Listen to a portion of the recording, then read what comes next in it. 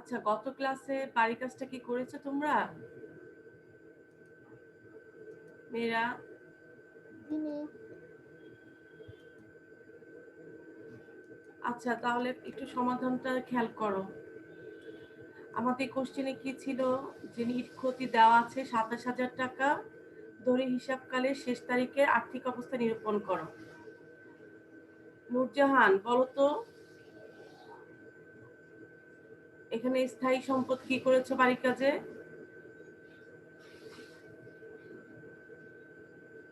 বাড়ির কাজটা কি করা হয়েছে তোমাদের? কে করেছে তোমাদের মধ্যে?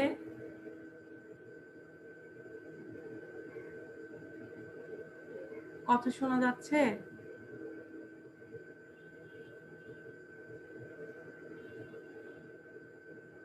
মেয়েরা, জি মিস। কেউ করেছো তোমাদের মাঝে? কেউ বাড়ির কাজটা করেছো? মিস করেছি কিন্তু অর্ধেক। আচ্ছা, কতটুকু করেছো? সম্পদের পরিমাণ বের করেছো? জি মিস। তাহলে বলো তো স্থায়ী সম্পদ কত হয়েছে? মিস 2,10,000। এখানে আমাদের অফিস সরঞ্জাম হচ্ছে স্থায়ী সম্পদ 2,40,000, না? জি মিস। আর দেখো, অবচয়ের কথা বলা আছে 7.5% অফিস সরঞ্জামের উপর। আর এখানে দেখো, পুঞ্জীভূত অবচয় আমাদের মিলে দেওয়া আছে 12,000 টাকা। 2,40,000 টাকার 7.5% আমাদের আসছে 18,000 টাকা। 18,000 আর পুঞ্জীভূত অবচয় আছে 12,000। এই 18,000 12,000 আমরা যোগ করব, যোগ করে পাবো হচ্ছে 30,000 টাকা। অফিস সরঞ্জাম 2,40,000 টাকা থেকে 30,000 টাকা মাইনাস করলে আমরা পাবো স্থায়ী সম্পদ হচ্ছে 2,10,000 টাকা, কারণ আমাদের প্রশ্নে আর কোনো স্থায়ী সম্পদ নেই। কেউ বলতে পারবে? আমরা সাধারণত অবচয়টা মাইনাস করি, কিন্তু এখানে পুঞ্জীভূত অবচয় দেখো 18,000 যোগ 12,000 যোগ করেছি। তোমাদের মধ্যে কেউ বলতে পারবে কেন যোগ করে তারপর মাইনাস করেছি?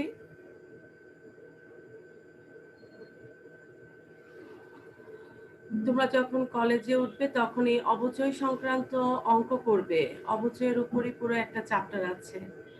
খেয়াল করো, এখানে দেখো অফিস সরঞ্জাম আছে 2,40,000 টাকা। খেয়াল করবে, 2,40,000 টাকার আমরা যে 7.5% অবচয় ধার্য করেছি 18,000 টাকা। দেখো এখানে রেওয়া মিলে দেওয়া আছে 12,000 টাকা পুঞ্জীভূত অবচয়, অর্থাৎ অবচয় আসবাবপত্রের উপর যে অবচয়টা আমরা ধরি, এই টাকাটা একটা রিজার্ভ করে রাখা হয়। ধরো অফিস সরঞ্জামটা ধরা হয়েছে এটা 10 বছর ব্যবহার করা যাবে। 10 বছর এই আয়ুষ্কাল। 10 বছর পর 2,40,000 টাকাতে যে আমি অফিস সরঞ্জাম কিনেছিলাম, 10 বছর পরে এটার মূল্য 2,40,000 টাকা দিয়ে আমরা কিনতে পারবো না। ধরো কিনতে গেলে আমাদের টাকা লাগছে 3 লাখ টাকা। তাহলে 3 লাখ টাকা তোমরা ফিনান্স অ্যান্ড ব্যাংকিং এর যে দ্বিতীয় অধ্যায় পড়বে, সেখানে চলতি মূলধনের ব্যাপার আছে। সেখানে তোমাদের কারবার থেকে যে মূলধনটা যদি স্থায়ী সম্পদ কিনতে গিয়ে চলে যায়, এতে কারবারে চলতি মূলধনের পরিমাণ কমে যাবে। কারবারে মানে প্রাথমিক যে কাজগুলো তখন সেগুলো ব্যাহত হতে পারে। এই জন্য এই যে রিজার্ভ করে রাখা হচ্ছে, এরকম 10 বছর পর যখন টাকা রিজার্ভ করে রাখা হলো, ধরো 2,40,000 টাকাই হলো, আবার পুরাতন অফিস সরঞ্জামগুলো বিক্রি করে পেলাম 10,000 টাকা, তাহলে হলো 2,50,000 টাকা 10 বছর পর। আবার কিনতে গেলে লাগছে 3 লাখ টাকা, তাহলে আমার আর লাগবে কত টাকা? 50,000 টাকা। বুঝতে পেরেছো মেয়েরা? শুনতে পাচ্ছ মিস কথা? আরেকবার তো বুঝিয়ে দেন। দেখো, 2,40,000 টাকা দিয়ে অফিস সরঞ্জাম কিনেছি। ধরা হচ্ছে যে এটি 10 বছর আমরা ব্যবহার করব। ধরো এরকম এর আয়ুষ্কাল হচ্ছে 10 বছর। 10 বছর পর এই অফিস সরঞ্জামগুলো আমরা আর ব্যবহার করতে পারবো না, উপযোগী নয়। তাহলে 10 বছর পর এই অফিস সরঞ্জাম কিনতে গেলে আমার লাগবে 3 লক্ষ টাকা। তাহলে আমার এখানে 2,40,000 টাকা প্রতি বছর আমি অবচয়ে টাকাটা রিজার্ভ করে রাখবো। ধরো 10% ধরে যদি ধার্য করি তাহলে হচ্ছে 24,000 টাকা। এভাবে প্রতি বছর 24,000 টাকা করে আমরা একটা ফান্ডে এই টাকাটা জমা রাখবো। এরকম 10 বছর যখন হয়ে যাবে তখন ওই ফান্ডে জমা হবে কত? 2,40,000 টাকা। পুরাতন যে অফিস সরঞ্জামটা সেটা আমরা বিক্রি করে পেলাম আরো 10,000 টাকা। তাহলে আমাদের টাকা কত থাকলো? 2,50,000 টাকা। 10 বছর পর যখন আমি কিনতে যাব তখন 3 লক্ষ টাকা। তাহলে আমার লাগবে কত আর? মাত্র 50,000 টাকা। তাহলে আমার কারবার থেকে যে চলতি মূলধনটা সেটা লাগছে 50,000 টাকা। এই জন্য এটা রিজার্ভ করে রাখা হয়। এই যে পুঞ্জিভূত অপচয় দেখছো যে, এটা একটা সুবিধা। রিজার্ভ করে রাখার কারণ হচ্ছে 10 বছর পর যখন আমি আবার নতুন অফিস সরঞ্জাম কিনবো তখন আমার কারবার থেকে যে চলতি মূলধনটা সেটা কি হবে না, অনেকগুলো টাকা একসাথে বের হয়ে যাবে না, যেটার জন্য কারবারে প্রতিদিন যে কাজটা সেটা যেন ব্যাহত না হয়। এই জন্য এটার ব্যবস্থা। এখন বুঝতে পেরেছো? জি মিস। আচ্ছা, তারপর দেখো আমাদের অঙ্কে মোট স্থায়ী সম্পদ আমরা পেলাম দীর্ঘমেয়াদী বিনিয়োগ 8% বিনিয়োগ আমাদের প্রশ্নে ছিল 1 লক্ষ টাকা। আমরা 1 লক্ষ টাকা লিখলাম। চলতি সম্পদ আমাদের মিলে দেখো চলতি সম্পদ কি আছে দেখো এখানে প্রাপ্য নোট ও প্রদেয় নোট। প্রাপ্য নোট হচ্ছে দেনাদার, প্রদেয় নোট হচ্ছে পাওনাদার। এই প্রাপ্য ওয়ালাইকুম আসসালাম। এই প্রাপ্য নোট দেখো 25,000 টাকা, 25,000 টাকা অনাদায়ী বিনিয়োগের সুদ। মেয়েরা খেয়াল করো, বিনিয়োগের সুদ এখানে আমাদের 8% বিনিয়োগ 1/1/2016 আমরা গত ক্লাসে এটা বিনিয়োগের সুদ আমরা বের করেছিলাম। এখানে দেখো 4,000 টাকা বিনিয়োগের সুদ দেওয়া আছে আমাদের মিলে পেড দিকে, কিন্তু আমাদের 8% আসে 8 লাখ টাকা। সরি, 1 লাখ টাকার 8% হচ্ছে 8,000 টাকা। বিনিয়োগের সুদ 4,000 টাকা, তার মানে 4,000 টাকা, বাকি 4,000 টাকা পাইনি। এই জন্য অনাদায়ী বিনিয়োগের সুদ হচ্ছে 4,000 টাকা। আমাদের পাওয়ার কথা ছিল 8,000, আমরা পেয়েছি 4,000 আর এখনো 4,000 টাকা পাইনি। অনাদায়ী কমিশন দেখো আমাদের প্রশ্নে বলা আছে কমিশন বাবদ 2,000 টাকা অনাদায়ী রয়েছে। তাহলে অনাদায়ী কমিশন আমাদের আছে কত? তাহলে 2,000 টাকা। সমাপনী মজুদ পণ্য আমাদের প্রশ্নে সমাপনী মজুদ পণ্য সম্পর্কে কি বলা আছে? ক্রয় মূল্য 1,28,000 টাকা, কিন্তু বাজার মূল্য 20,000 টাকা বেশি। আমরা গত ক্লাসে এটির উপর কাজ করেছি যে সমাপনী মজুদ পণ্য হবে 1,28,000 টাকা, যেহেতু এটি কম, বাজার মূল্য হচ্ছে 20,000 টাকা বেশি, তার মানে হচ্ছে 1,48,000 টাকা। যেটি কম আমরা সেটি দেখাবো। সমাপনী মজুদ পণ্য হচ্ছে 1,28,000 টাকা। তাহলে চলতি সম্পদগুলো যোগ করে আমরা পেলাম 1,59,000 টাকা। মোট চলতি সম্পদ এটা।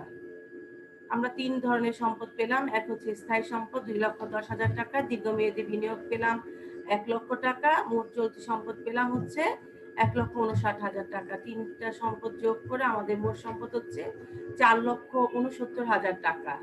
এটুকুর উপর কার কোনো প্রশ্ন আছে? আচ্ছা, তাহলে আসো আমরা এখন দায়টা, মালিকানা সত্ত্ব ও দায় সমূহ দেখো। মালিকানা সত্ত্বের সমাপনী উদ্বৃত্ত। সমাপনী উদ্বৃত্ত আমরা গণনা কার্য 1 করে পেয়েছি 2,43,000 টাকা। গণনা কার্যটা খেয়াল করো। দেখো প্রারম্ভিক মূলধন দেওয়া আছে আমাদের প্রশ্নে 2,80,000 টাকা, অর্থাৎ যেটি আমাদের প্রশ্নে আছে রেওয়া মিলে। দেখো রেওয়া মিলে মূলধন দেওয়া আছে 2,80,000 টাকা, এটি হচ্ছে আমাদের প্রারম্ভিক মূলধন। উত্তোলন দেওয়া আছে 10,000 টাকা।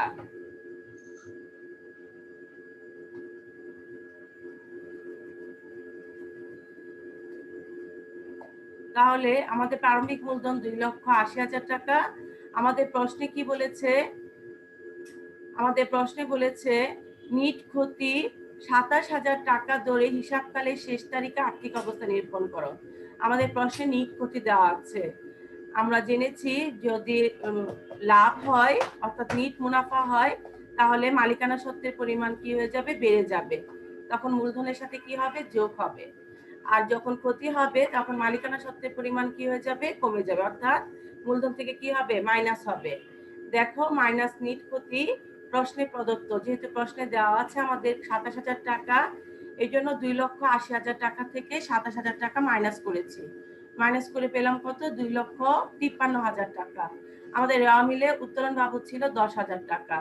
১০,০০০ টাকা মাইনাস করে আমরা পেলাম ২,৪৩,০০০ টাকা। এটি হচ্ছে আমাদের মালিকানা সত্ত্বে সমাপনী উদ্বৃত্ত। কারো কোনো প্রশ্ন আছে? No miss. যদি আমাদের অতিরিক্ত মূলধন থাকতো তাহলে আমরা মূলধন যোগ করতাম।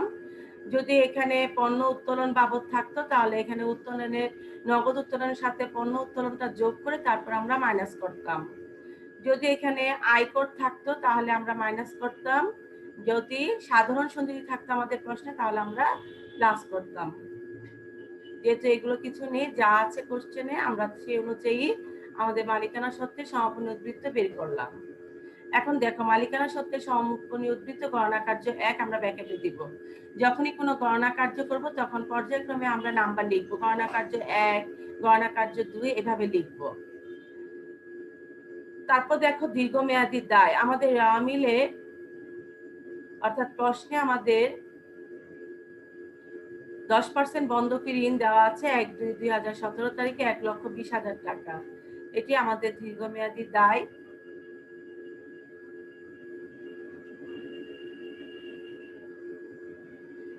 %10 বন্ধকি ঋণ ১,২০,০০০ টাকা। চলতি দায় আমাদের বকেয়া বেতন ৬ মাসের দেওয়া ছিল ৭২,০০০ টাকা, আর বাকি ৬ মাসের কিনে পরিশোধ করা হয়নি আমাদের, তাহলে এটা বকেয়া রয়েছে, এটা দায় পরিশোধ করতে হবে ৭২,০০০ টাকা। প্রদেয় নোট আমরা যেভাবে প্রাপ্য নোট নিয়ে আসছি সেভাবে প্রদেয় নোটটা নিয়ে আসবো ২৬,০০০ টাকা।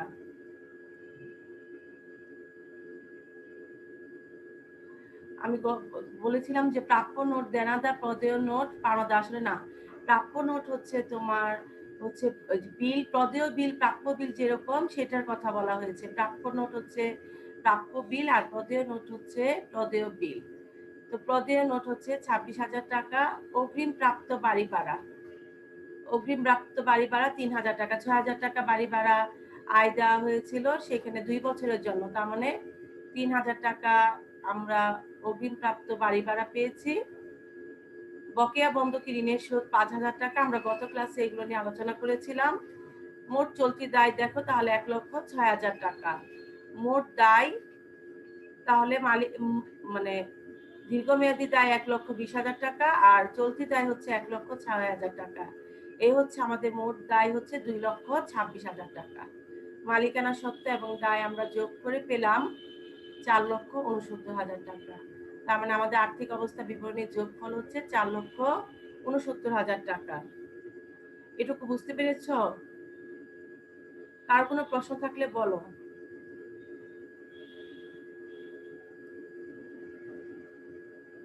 মেয়েরা,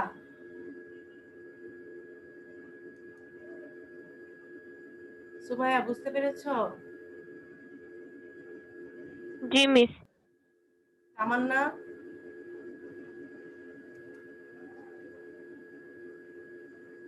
জি মিস।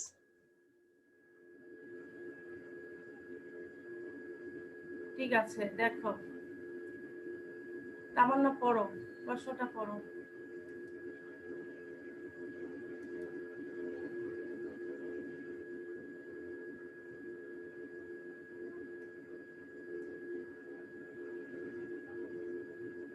সাত নম্বর কোশ্চেনটা পড়ো। মিস্টার ট্রেজার্সের ২০১৭ সালের ৩১ ডিসেম্বর তারিখের রেওয়া মিল ও অন্যান্য তথ্য নিম্নরূপ: ১. ক্রয় ও বিক্রয়। বলো, ক্রয় এভাবে বলো, ২,৫০,০০০। এভাবে বলবে, ক্রয় ২,৫০,০০০ টাকা, বিক্রয় ৩,১৫,৭০০ টাকা। বলো।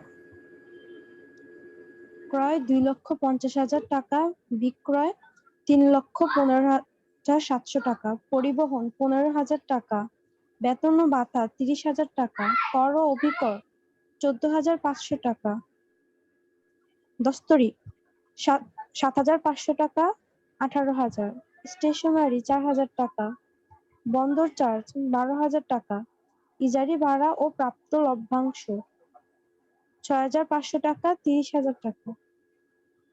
প্রদত্ত বাট্টা ৭,০০০ টাকা, প্রাপ্ত বাট্টা ১২,৮০০ টাকা, মজুত পণ্য ৩০,০০০ টাকা।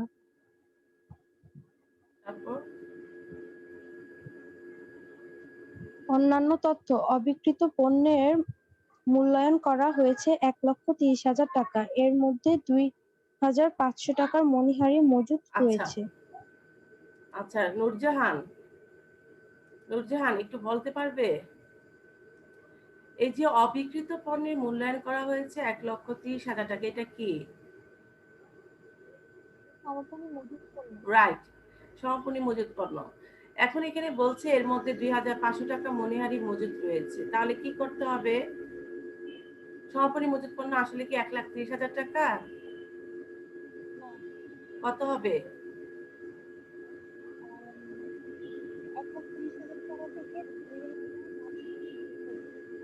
২,৫০০? শুনতে পাচ্ছে না, একটু জোরে বলো।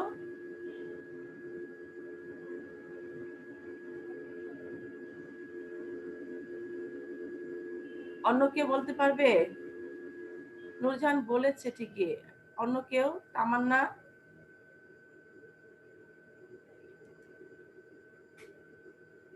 পায়েল বলতে পারবে?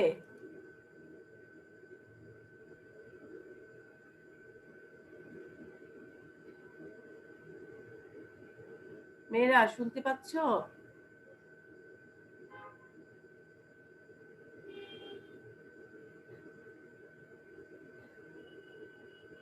কথা শোনা যাচ্ছে?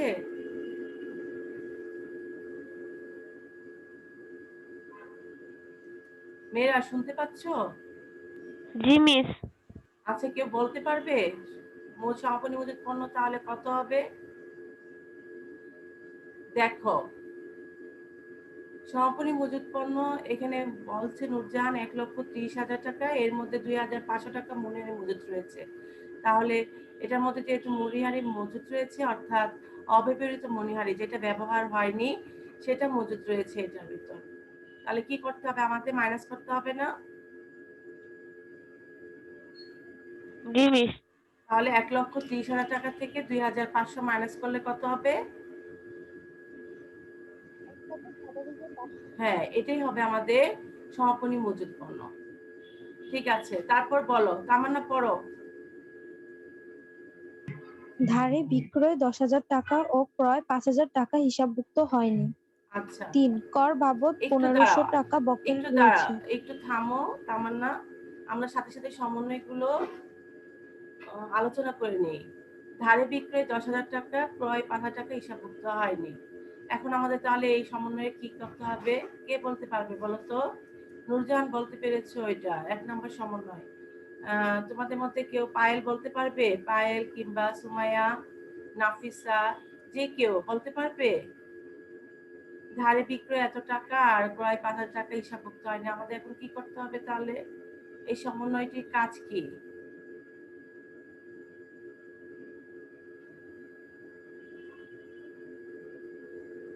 ঠিক আছে, দেখো, ক্রয় বিক্রয় দেখো ২,৫০,০০০ ক্রয়, ৩,১৫,৭০০ হচ্ছে বিক্রয়।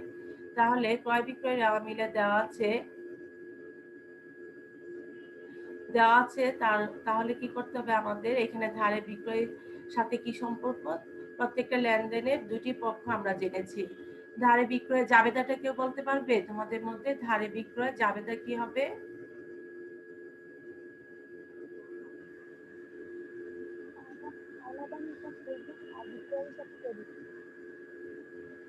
আবার বলো তো। ধারে বিক্রয় করলে কি সৃষ্টি হয়? রাইট, তাহলে কি হবে বলো? তাহলে কি হচ্ছে? দেনাদার হিসাব ডেবিট, তার মানে দেনাদার হচ্ছে সম্পদ, দেনাদারের পরিমাণ, সম্পদের পরিমাণ বেড়ে যাচ্ছে দেখে দেনাদার ডেবিট করেছো। আর বিক্রয় হচ্ছে কারবারের আয়, এই জন্য বিক্রয় হিসাব কি করেছো? ক্রেডিট করেছো। তাহলে আয় বেড়ে গেছে, সম্পদ বেড়ে গেছে এই জন্য দেনাদার হিসাব ডেবিট, আয় বেড়ে গেছে এই জন্য বিক্রয় হিসাব ক্রেডিট। তাহলে আয় বেড়ে গেছে, তাহলে বিক্রয়ের সাথে কি হবে? ১০,০০০ টাকা যোগ হবে না? জি মিস। হ্যাঁ, তাহলে বিক্রয়ের সাথে অলিখিত বিক্রয় যেটা হিসাবভুক্ত হয়নি তাহলে আমরা কি করব, যোগ অলিখিত বিক্রয় 10,000 টাকা, বিক্রয়ের পরিমাণ কি হয়ে যাবে, বেড়ে যাবে।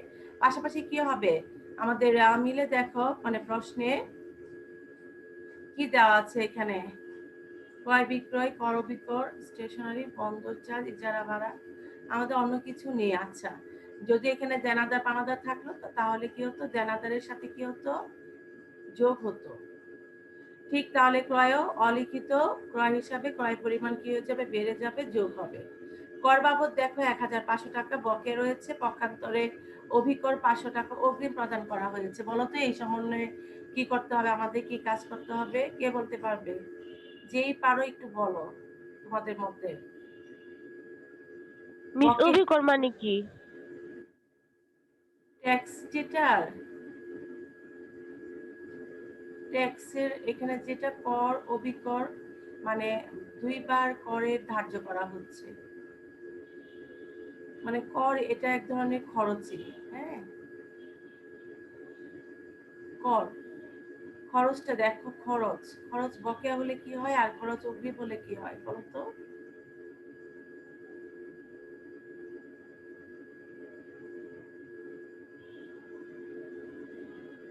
দেখো, কর ও অভিকর দুইটি খরচ।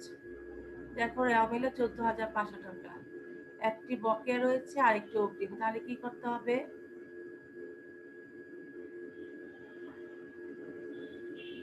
কর ও অবিকরের সাথে বকেয়া কর যোগ দেখো করতে হবে। পরিমাণ বেতন ভাতা 30,000। হ্যাঁ বলো, কর ও অবিকরের সাথে বকেয়া কর যোগ করতে হবে। বকেয়াটা কি করব, যোগ, আর অগ্রিমটা কি করব, মাইনাস। হ্যাঁ রাইট, এটাই বকেয়াটা কি করব, যোগ, আর অগ্রিমটা কি করব, বিয়োগ। এটাই আমাদের কাজ। আচ্ছা, চলতি সম্পদের পরিমাণ নির্ণয় করতে বলা হয়েছে। চলতি সম্পদ কোনগুলো দেখো তো আমাদের প্রশ্ন থেকে, চলতি সম্পদ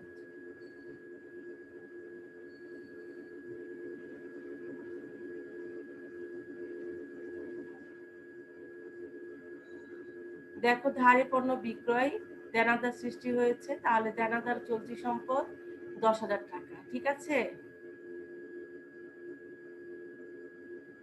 জি মিস। আমাদের রেওয়া মিলে দেনাদার বাবদ কোনো হিসাব নেই, কিন্তু আমাদের সমন্বয়ে বলা হচ্ছে ধারে বিক্রয় 10,000 টাকা, তাহলে সমন্বয়গুলো দুইবার করে যাবে, আমরা আগে জেনেছি। ব্যতিক্রম কিছু সমন্বয় আছে, সেগুলো 4বার যাবে। যেহেতু এখানে ধারে বিক্রয় 10,000 টাকা, আমরা বিক্রয়ের সাথে কি করছি, যোগ করছি বলছি, যেহেতু অলিখিত বিক্রয়, আর পাশাপাশি কি দেনাদারের পরিমাণ কি হয়ে যাচ্ছে, বেড়ে যাচ্ছে, তাহলে দেনাদার চলতি সম্পদ 10,000 টাকা, এটি হবে আমাদের চলতি সম্পদ। তারপর দেখো, সমাপনী মজুত পণ্য আমরা জেনেছি চলতি সম্পদ, এখানে কি হবে, 1,30,000 টাকা থেকে অব্যবহৃত মণিহারি আমরা কি করব, 2,500 মাইনাস করে 1,27,500 হবে সমাপনী মজুত পণ্য। পাশাপাশি আবার কি করব, 2,500 টাকা অব্যবহৃত মণিহারি, সেটা হচ্ছে চলতি সম্পদ। তারপর আর কি আছে, খরচ অগ্রিম, খরচ অগ্রিমটা হচ্ছে চলতি সম্পদ, তাহলে অভিকরটা কি আছে, অগ্রিম আছে, এটি হচ্ছে আমাদের চলতি সম্পদ। তাহলে আমরা আমাদের চলতি সম্পদগুলো পেয়ে গেলাম। কার কোনো প্রশ্ন আছে চলতি সম্পদ নিয়ে? দেখো, দেনাদার অলিখিত ধারে বিক্রয় 10,000 টাকা আমরা পেলাম সমন্বয় থেকে। সমাপনী মজুত পণ্য 1,30,000 টাকা, অব্যবহৃত মণিহারি, যে মণিহারিটা ব্যবহার হয়নি, মজুত রয়ে গেছিল, সেটা সমাপনী মজুত পণ্যের সাথে রেখে দেওয়া হয়েছিল, ওটার সাথে যোগ করে কাউন্ট করা হয়েছিল 1,30,000 টাকা, কিন্তু মণিহারি আলাদা হিসাব, এই জন্য আমরা এটা মাইনাস করলাম 2,500। আমাদের প্রকৃত সমাপনী মজুত পণ্য হচ্ছে 1,27,500। অগ্রিম অভিকর আমাদের 500 টাকা, অগ্রিম খরচ অগ্রিম সম্পদ আমরা জানি। অব্যবহৃত মণিহারি 2,500 রয়ে গেছে, 2,500, এই হচ্ছে আমাদের 1,40,500 টাকা হচ্ছে নিট চলতি সম্পদ। এটুকু বুঝতে পেরেছ? না বুঝতে পারলে জিজ্ঞেস করো। জি মিস, বুঝেছি। অন্যরা, তোমাদের মধ্যে অন্য কেউ আছো যে বুঝতে পারোনি? সুমাইয়া বলেছে বুঝতে পেরেছে, বলো মা। এখানে অব্যবহৃত মণিহারি একবার বাদ দেওয়া হয়েছে আর হ্যাঁ একবার যোগ করা হয়েছে, হ্যাঁ, কেন?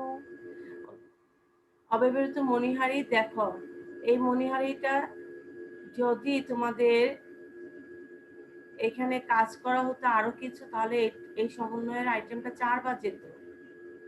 দেখো মণিহারিটা তো আলাদা হিসাব, তাই না? তোমাদের ব্যবসা প্রতিষ্ঠানে মণিহারিটা আলাদা না? মণিহারি হচ্ছে কাগজ, মানে বিভিন্ন ধরনের জিনিসপত্র একসাথে, যেটা মণিহারি। এখন যা কিনা হয়েছিল, ওই মণিহারিটা ব্যবহার করার পর বছর শেষে 2500 টাকার মণিহারি রয়ে গেছে। যখন যে পণ্যটা আমরা কিনেছিলাম, কেনার পর যা বিক্রি হয়েছে, বিক্রি হওয়ার পর বছর শেষে 1,30,000 টাকা রয়ে গেছে। আসলে 1,30,000 টাকা রয়ে গেছে না, মণিহারি যে 2,500 টাকা রয়ে গিয়েছিল, ওইটাও এই ক্রয়ের সাথে, যে মজুত পণ্য সেটার সাথে এই মণিহারিটা আমরা একসাথে করে রাখা হয়েছিল। এই জন্য বলা হচ্ছে, দেখো অবিকৃত পণ্যের মূল্যায়ন করা হয়েছে। অবিকৃত পণ্য মানে যে পণ্যটা বিক্রি হয়নি, মূল্যায়ন করা হচ্ছে 1,30,000 টাকা। এর মধ্যে 2,500 টাকা মণিহারি মজুত রয়েছে।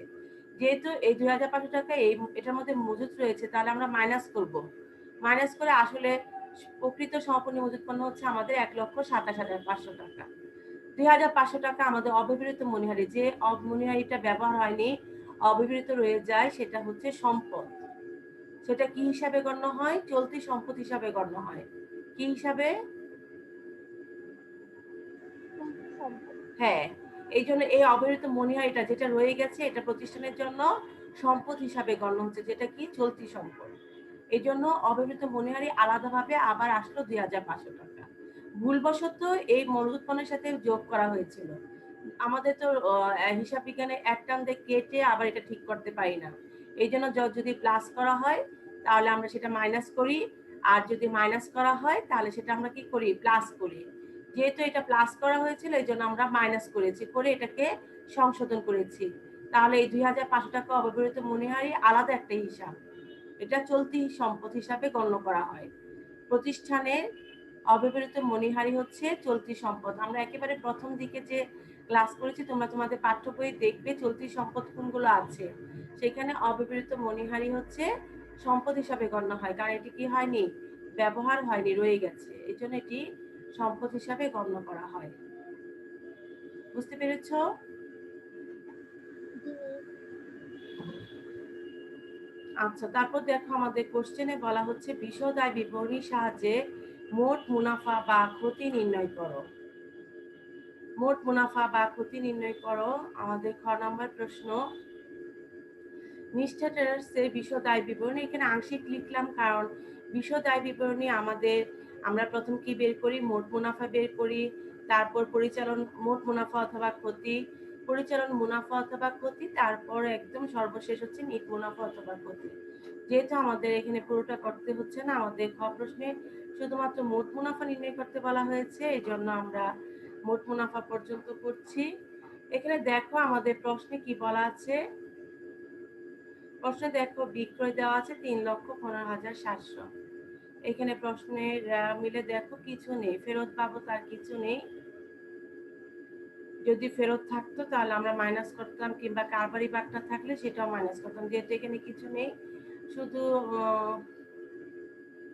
সমন্বয়ে দেওয়া আছে ধারে বিক্রয় 10,000 টাকা,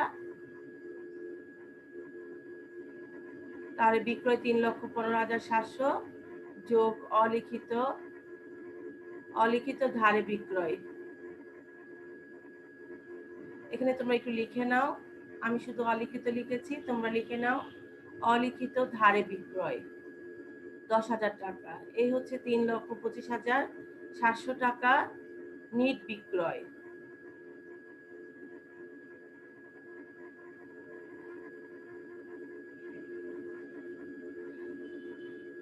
এখন বলো তো, নিট বিক্রয় থেকে আমরা কি মাইনাস করব?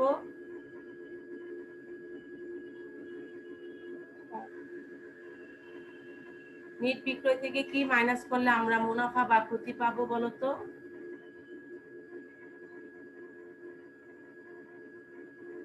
মিস বিক্রিত পণ্যের ব্যয়। রাইট, বিক্রিত পণ্যের ব্যয়। বিক্রিত পণ্যের ব্যয়টা আমরা কিভাবে বের করব?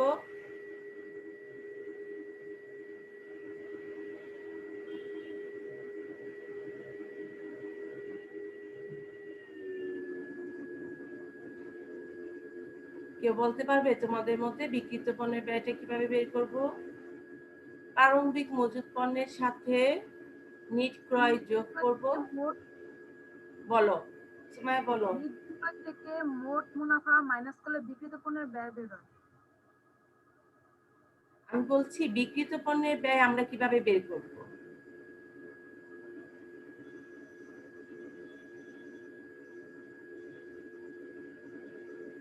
তোমাদের মধ্যে কেউ বলতে পারবে বিক্রিত পণ্যের ব্যয় আমরা কিভাবে বের করি? প্রারম্ভিক মজুত পণ্যের সাথে নিট ক্রয় যোগ, তারপর যত সব আনুষঙ্গিক খরচগুলো যোগ, তারপর ওই যোগফল থেকে বাদ দেব সমাপনী মজুত পণ্য, তারপর বিক্রিত ভেরি পণ্য গুড, নিয়ে নেব। Very good, excellent. হ্যাঁ, প্রারম্ভিক মজুত পণ্যের সাথে আমরা নিট ক্রয় যোগ করব এবং প্রত্যক্ষ খরচ, আনুষঙ্গিক খরচ বলতে এখানে প্রত্যক্ষ খরচগুলো আমরা যোগ করব। তারপর সবগুলো যোগ করে আমরা প্রারম্ভিক সমাপনী মজুত পণ্য মাইনাস করব, তাহলে আমরা বিক্রিত পণ্যের ব্যয় পেয়ে যাব। তাহলে এখন আমরা প্রারম্ভিক মজুত পণ্য 1/1/2017, তার মানে এটা হচ্ছে আমাদের প্রারম্ভিক মজুত পণ্য 30,000 টাকা। দেখো প্রারম্ভিক মজুত পণ্য 30,000 টাকা। আমাদের প্রশ্নে ক্রয় দেওয়া আছে কত? 2 লক্ষ। দেখো রেওয়া মিলে ক্রয় দেওয়া আছে 2 লক্ষ, দুঃখিত, রেওয়া মিলে ক্রয় দেওয়া আছে 2,50,000 টাকা। আর আমাদের সমন্বয়ে বলা হচ্ছে ধারে ক্রয় 5,000 টাকা, যেটা হিসাবভুক্ত হয়নি। তাহলে আমরা কি করব? ক্রয় হচ্ছে 2,50,000 যোগ অলিখিত ক্রয় হচ্ছে 5,000, এ হচ্ছে নিট ক্রয় হচ্ছে আমাদের 2,50,000 টাকা। 2,55,000 টাকা আমাদের নিট ক্রয়। আমাদের প্রত্যক্ষ খরচগুলো কি আছে?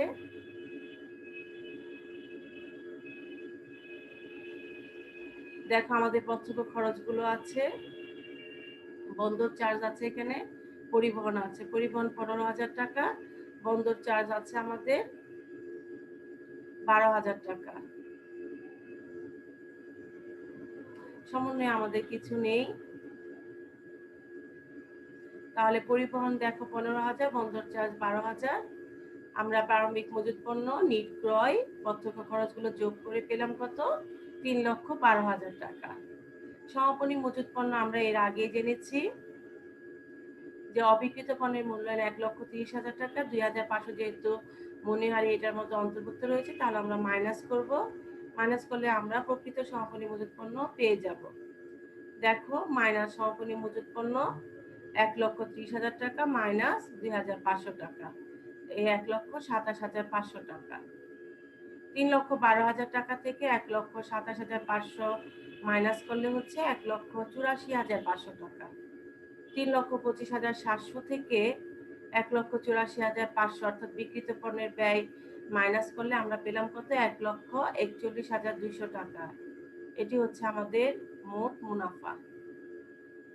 আমাদের প্রশ্নের যে ক নম্বর প্রশ্নটি বলা হয়েছিল যে বিশদ আয় বিবরণীর সাহায্যে মোট মুনাফা বা ক্ষতি নির্ণয় করো, তাহলে আমাদের মোট মুনাফার পরিমাণ আমরা পেয়েছি 1,41,200 টাকা। এটি আমাদের উত্তর। কার কোনো প্রশ্ন আছে?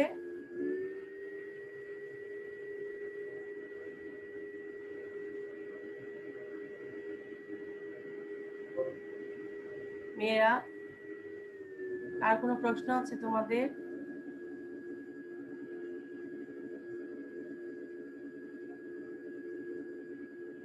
কথা শুনতে পাচ্ছ?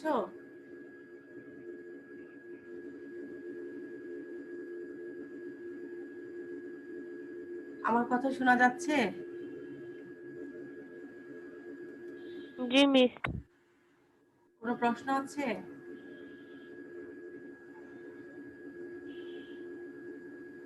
No miss. আচ্ছা, তাহলে তোমাদের কাছে তো সামনে কাগজ কলম তো রাখা আছে, তাই না? সবাই কাগজ কলম নিয়ে বসেছো না? ক্যালকুলেটরও তো সাথে আছে, আছে? জি মিস। তাহলে একটু লিখে নাও, একটু লিখো তো। লিখো বিক্রয়, বিক্রয় 2 লক্ষ টাকা,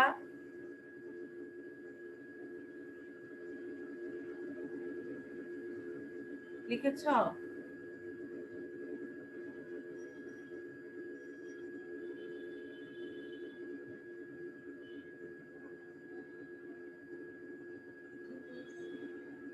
বিক্রয় ফেরত 10,000 টাকা।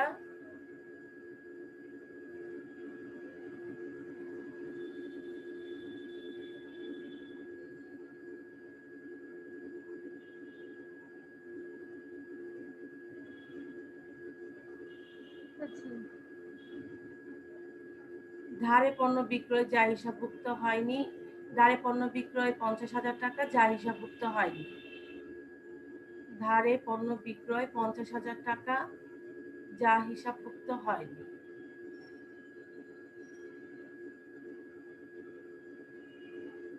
এটি সমন্বয়ে ধারে পণ্য বিক্রয় 50,000 টাকা যা হিসাবভুক্ত হয়নি।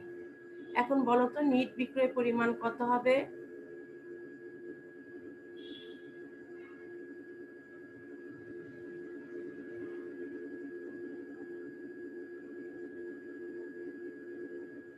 বিক্রয় 2 লক্ষ টাকা, বিক্রয় ফেরত 10,000 টাকা, ধারে পণ্য বিক্রয় 50,000 টাকা যা হিসাবভুক্ত হয়নি।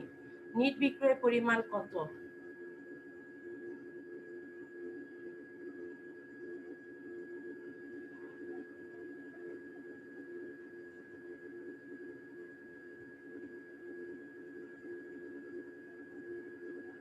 কে বলতে পারবে? 1,60,000 টাকা। বিক্রয় হচ্ছে 2 লক্ষ টাকা। তারপর ধারে পণ্য বিক্রয় 50,000 টাকা যা হিসাবভুক্ত হয়নি। বিক্রয় ফেরত হচ্ছে 10,000 টাকা। নিট বিক্রয় পরিমাণ কত হবে? বিক্রয় 2 লক্ষ টাকা যোগ অলিখিত ধারে বিক্রয় 50,000 টাকা, এ হবে 2,50,000 টাকা। মাইনাস হবে আমাদের বিক্রয় ফেরত 10,000 টাকা, কারণ বিক্রয় ফেরত, তাহলে বিক্রয় পরিমাণ কমে যাচ্ছে, এই জন্য আমরা মাইনাস করব 10,000 টাকা। তাহলে নিট বিক্রয় পরিমাণ কত হচ্ছে?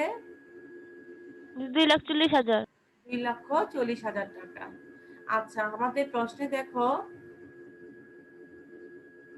বলা হচ্ছে গ নাম্বার, মোট মুনাফা 1,25,000 টাকা ধরে নিট মুনাফা বা ক্ষতি নির্ণয় করো। আমাদের মোট মুনাফা 1,41,200 পেয়েছি, যে এটার কোনো কাজ নেই। আমাদের প্রশ্নে যেটা দেওয়া আছে মোট মুনাফা 1,25,000 টাকা, সেটার উপর আমরা কাজ করব। ওটা ধরে আমরা নিট মুনাফা বা ক্ষতি নির্ণয় করব। এটি হচ্ছে তোমাদের কাজ। সাথের ঘরটা তোমরা করার চেষ্টা করবে, বাসায় একটু ভালো করে পড়াশোনা করো। আসলে তোমাদের তোমরা যখন ক্লাস 9-এ একেবারে মার্চে বন্ধ হয়ে গিয়েছিল, অনলাইনে ক্লাস নিচ্ছি, তোমরা এক বছর একেবারে মানে স্কুল থেকে একেবারে আলাদা, অনলাইনে ক্লাসের সাহায্যে তোমাদের পাঠদান যেন আমরা যে পাঠদান কার্যক্রম চালিয়ে যাচ্ছি, যেন তোমরা পড়াশোনার মাঝে থাকো, এটার জন্য। যাই হোক, সময় কিন্তু চলে যাচ্ছে, তোমরা অল্প অল্প করে বাসায় প্রতিদিন পড়াশোনা করো। আর আমরা যে অনলাইনে ক্লাসগুলো নিচ্ছি, সেগুলো ক্লাসগুলোর প্রতি গুরুত্ব দিও। তোমাদের উপস্থিতি একেবারে কম, মানে দুঃখজনক। যাই হোক, তোমরা কেউ একজন স্ক্রিনশট দিয়ে আমার ইয়েতে মেসেঞ্জারে পাঠিয়ে দিও। এটার উপর তোমাদের নাম্বার আছে অ্যাটেন্ডেন্সের উপর। তাহলে মেয়েরা, আর কোনো প্রশ্ন আছে তোমাদের? কারো কোনো প্রশ্ন আছে আজকে ক্লাস নিয়ে?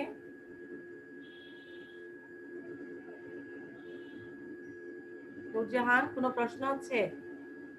No miss. তাহলে ক্লাস শেষ করছি। তোমরা সবাই ভালো থেকো, আর প্রতিদিন নিয়মিত করে একটু একটু হলেও পড়াশোনা করো। আসসালামু আলাইকুম। মিস আসসালামু আলাইকুম। ওয়ালাইকুম আসসালামু আসসালাম। আলাইকুম মিস। ওয়ালাইকুম আসসালাম।